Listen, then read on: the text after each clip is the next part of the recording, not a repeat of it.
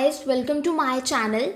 तो लास्ट वाले लेक्चर में मैंने आपको लास्ट ये वाली रिएक्शन करवाई थी कि कोई भी एल्कीन लो, उसमें मैंने हैलोजन ऐड किया in the presence of CCl4 and हमारे पास जो विस डाइहैलाइड्स था वो प्रोडक्ट आया था। यही रिएक्शन करवाई थी। CCl4 हमने ऐड किया है इस रिएक्शन में, इसका मतलब एज अ सॉल्वेंट यूज़ किया जाता है। ठीक है, ये just as a solvent use करते हैं हम रिएक्शन के लिए। ठीक है, CCl4। तो देखो हमारे पास क्या प्रोडक्ट आया, विस डाइहैलाइड्स।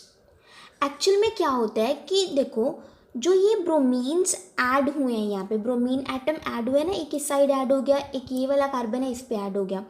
तो एक्चुअल में जो ये एडिशन है ना, ये एंटी एडिशन होती है। क्या होती है? Anti addition. ये पॉइंट्स आप नोट कर लो, एंटी एडिशन। ठीक है, एंटी एडिशन होती है ये एक्चुअल में। अब ये आपको समझ आएगा मैकेनिज्म से। तो चलिए मैकेनिज्म करते हैं इसका।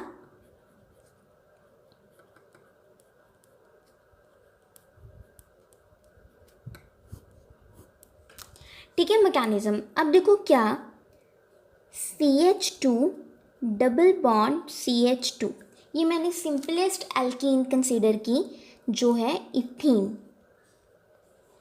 तो देखो ये इसमें दो बॉन्ड्स प्रेजेंट है, एक तो ये सिग्मा बॉन्ड प्रेजेंट है और एक ये पाई बॉन्ड प्रेजेंट है। ओके, तो मैंने आपको लास्ट वाली वीडियो में भी बताया था कि जो ये पाई बॉन्ड्स होते हैं ना, ये वीक बॉन्ड होते हैं। वीक बॉन्ड हम कह सकते हैं कि जो इनके दोनों इलेक्ट्रॉन्स हैं ना, they are highly available for further reactions. ठीक है, क्योंकि ये मतलब बहुत ही लूजली बॉन्डेड है, हाईली अवेलेबल है।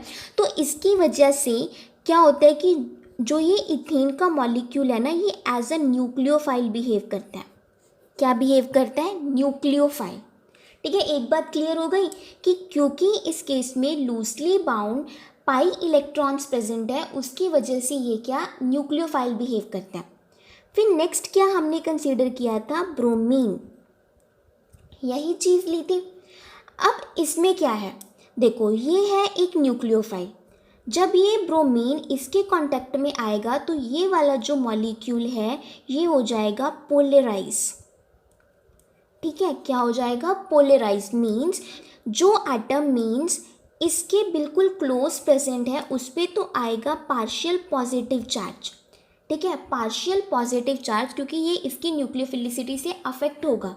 ठीक है, इस पे आएगा पॉजिटिव चार्ज एंड जो ये वाला बॉन्ड है ना, ये स्लाइटली शिफ्ट होगा इस वाले एटम पे, तो इस पे क्या आ जाएगा? Partial negative charge. ठीक है, इस पे आ गया पार्शियल पॉजिटिव चार्ज, इस पे आ गया पार्शियल नेगेटिव चार्ज। तो इस पॉजिटिव चार्ज को कंपनसेट करने के लिए जो ये वाला पाई बॉन्ड है ये इस पे करता है अटैक। ठीक है, उसने क्या किया कि इस पे किया अटैक, और फिर क्या हुआ कि जो ये वाला Br था ना, ये दूसरा, इस पे तो अटैक हो गया एंड जो दूसरा था वो एज अ Br नेगेटिव, मतलब दोनों इलेक्ट्रॉन्स लेके रिमूव हो गया। ठीक है, तो हमारे पास नेक्स्ट क्या चीज़ आई? CH2, यहाँ पे पॉजिटिव चार्ज क्रिएट हुआ, यहाँ पे CH2, फिर यहाँ पे Br, इस पे ये लोन पेयर्स प्रेजेंट होते हैं। ठीक है, तो नेक्स्ट हमारे पास क्या रिमूव हुआ था? Br negative. आई होप ये चीज़ आपको समझ आ रही है। अब यहाँ पे पॉजिटिव चार्ज क्यों आया? ये तो ऑब्वियसली बात है कि देखो दोनों इलेक्ट्रॉन्स रिमूव हो गए यहाँ से, बॉन्ड इस वाले कार्बन के साथ बना, तो यहाँ पे तो पॉजिटिव चार्ज क्रिएट हो गया ना, ये तो बेचारा डेफिशिएंट हो गया, इसके तो इलेक्ट्रॉन्स दोनों गए। ओके, अगर बॉन्ड इस वाले कार्बन के साथ बनता तो ऑब्वियसली बात थी कि जो ये वाला कार्बन है इस पर पॉजिटिव चार्ज जनरेट होता है। ओके, तो हम यहाँ तक पहुँच गए कि हमारे पास एक कार्बोकेटाइन जो इंटरमीडिएट है वो जनरेट हो गया। अब इससे भी स्टेबल इंटरमीडिएट क्या बनेगा कि देखो इस पे अब मतलब लोन पेयर्स प्रेजेंट हैं, यहाँ पे पॉजिटिव चार्ज प्रेजेंट है, तो ब्रोमीन ने क्या किया कि अपने दोनों इलेक्ट्रॉन को यूज़ करके इस वाले कार्बन के साथ बॉन्ड फॉर्म कर लिया। ठीक है, तो नेक्स्ट स्टेप देखो, CH2 Br, क्योंकि अब इसके दोनों जो इलेक्ट्रॉन थे वो इन्वॉल्व हो गए इस बॉन्ड फॉर्मेशन पे। अब इसके पास दो ही लोन पेयर्स बचे, क्योंकि अब इसके दोनों इलेक्ट्रॉन इस पे यूज़ हो गए, तो इस पे डेफिशिएंसी आ गई ना। डेफिशिएंसी आई तो यहाँ पे जो पॉजिटिव चार्ज था वो क्रिएट हो गया।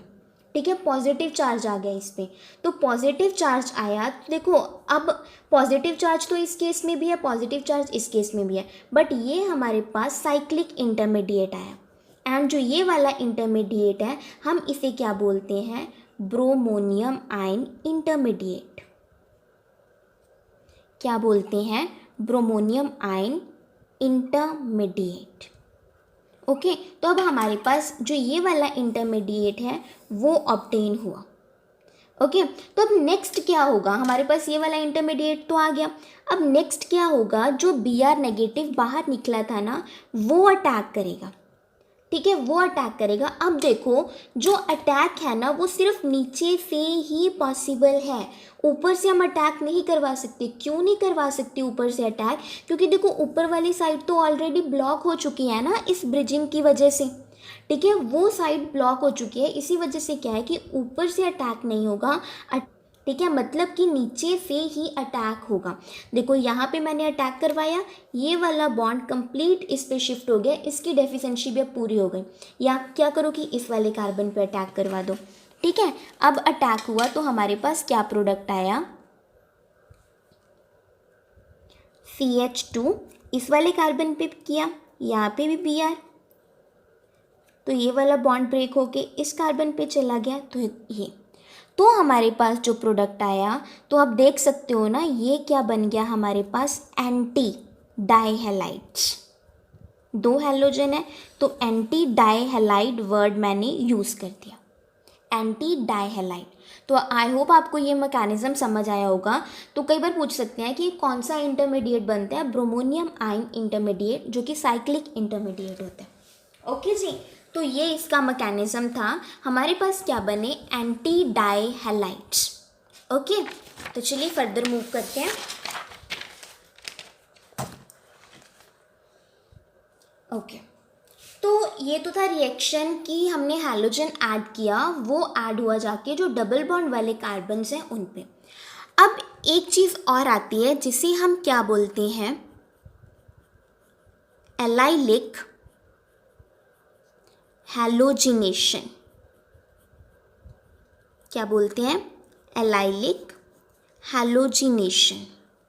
अब इसमें क्या होता है कि वैसे ही क्या करो कि एक एल्कीन कंसीडर करो, CH2 CH,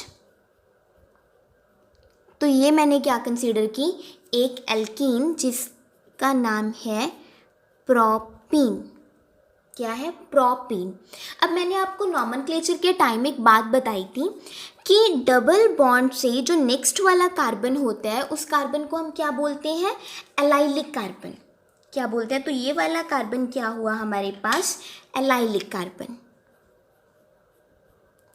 ठीक है, आप भी साथ साथ नोट करते रहो ये चीज़ें। तो ये वाला कार्बन क्या हुआ, एलाइलिक कार्बन। अब इसमें क्या कि हमें हैलोजन ऐड करना। ठीक है, तो ये मैंने लिया हैलोजन, ये कुछ भी हो सकता है, लाइक क्लोरीन, ब्रोमीन, कुछ भी। ठीक है, तो ये हमने हैलोजन कंसीडर किया। अब तो यहाँ पे अब हम एक कंडीशन अप्लाई करेंगे, तो वो कंडीशन क्या है कि हमें अप्लाई करना है हाई टेम्परेचर।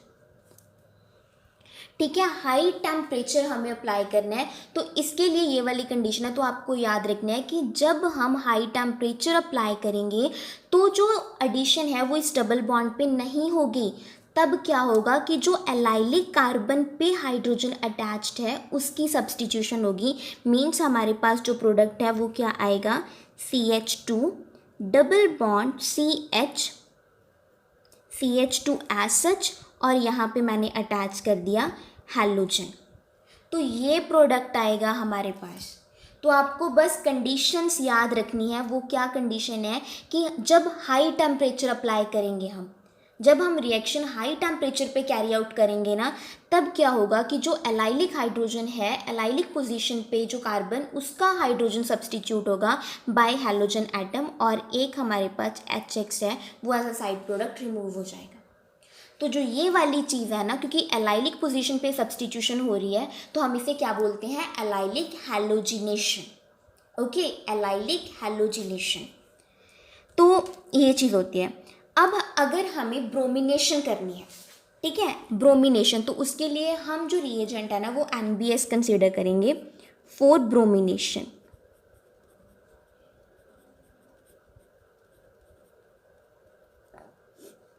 ठीक है, ब्रोमिनेशन करनी है तो क्या करो कि वही सिंपल CH2CH, ये मैंने कंसीडर की प्रोपीन, इसमें ऐड करो NBS। अब NBS क्या होता है? N bromosuccinimide.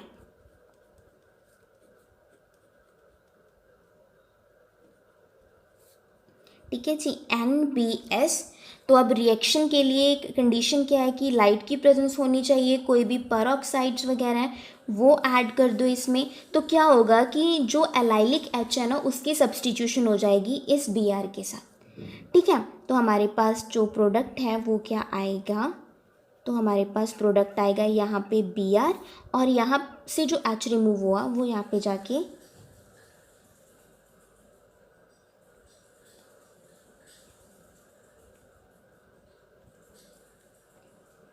ठीक है जी, तो हमारे पास ये वाला प्रोडक्ट, हमें तो ये चाहिए था ना, तो इसका क्या नाम है? Allyl bromide. ठीक है, तो ये हमारा था प्रोडक्ट।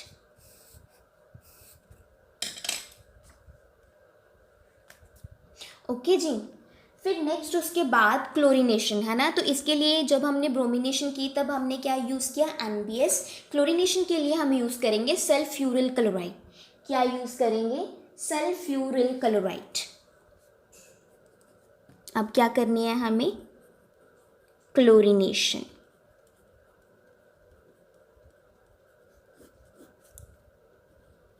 SO2Cl2, इसे क्या बोलते हैं? Sulphuryl chloride. क्या करो, बस वही सिंपल रिएक्शन है कि हमें फर्स्ट ऑफ ऑल क्या कंसीडर करना है? एक एल्कीन, जैसे मैंने प्रोपीन, जिस पे क्या है कि एलाइलिक कार्बन प्रेजेंट हो। ओके, तो उसमें ऐड कर दो सल्फ्यूरिल क्लोराइड। सल्फ्यूरिल क्लोराइड, वही कंडीशंस, टेम्परेचर अप्लाई कर दो। टेम्परेचर 475 केल्विन के अराउंड टेम्परेचर होगा।